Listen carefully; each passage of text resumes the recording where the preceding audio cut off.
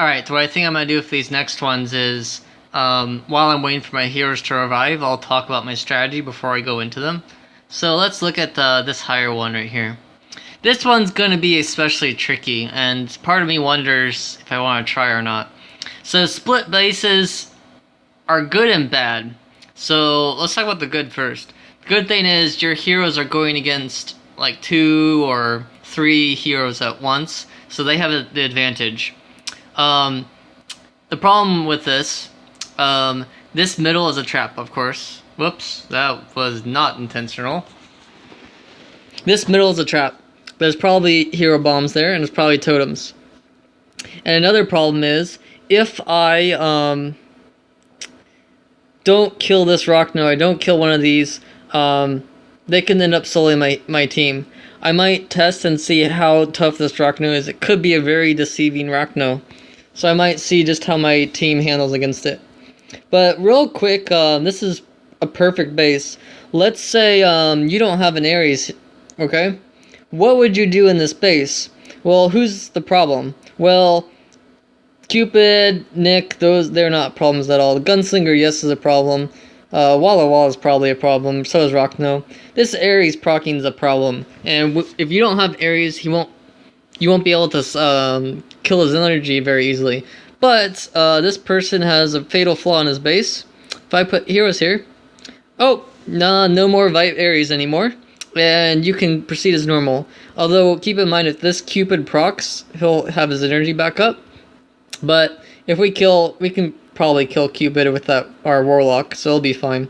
But now we don't have to really worry about this area as much, because his proc is gone. So what I would probably do, or suggest doing on this particular base, is do several ones. So the first run, we're going to experiment with this Rockno. We want to see how scary this Rockno is. If he's scary enough to warrant more caution, we'll kind of rethink our strategy here. He can potentially solo our team, so we need to see if we go from the north, if we'll be fine if we happen to not kill this Rockno. Okay, so we need to first test that Rockno. If he turns out to be like a little weak sauce, weak rock, we'll probably come in from the top. This Gunslinger and this Walla Walla are the threats, and Rockno too. We need those dead. We can't really just let them live. We have to kill them. This Nick is going to die to Warlock, I'm pretty sure. So he's gonna die. He's probably gonna die to Warlock. He's probably gonna die to Warlock. So we don't really care about those guys. So that's our plan of attack. The thing about this person's base, it's interesting how they designed it. I think they designed it so that the heroes will come around on the side here. Okay? So that's a little bit bad, because that'll bring us to 50% before these heroes are dead. Okay? So we're gonna have to experiment and see exactly what happens. We might be able to try and see if we can, like... No, that won't work. No, that won't work. Never mind. But as I look at this, there's no blues here on these magic towers, which some people apparently don't do that, and I don't know why. But if that's the particular case, we could take Skull Knight off of Blitz and put him on Goblet of Life instead, and put PD Black on Blitz. And I'll probably do that because we need every little bit of detail we can get if Skull Knight ends up trying to 1v1 this rock at the very end. I can't tell about this one though. Does that have blue? I don't think it does. That's a little sneaky. Okay, but that's going to be our plan of attack, and I'll see you when I actually get to it.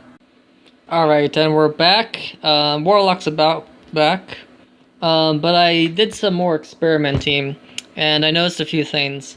Right here, there's a Pixie totem, so I just started placing them. And right there's a Medusa totem. So that's nice, the totems are gone. So what we're going to do, once we get Warlock back, this is going to be, I think, a cakewalk. So we're going to test this dumb Rockno first.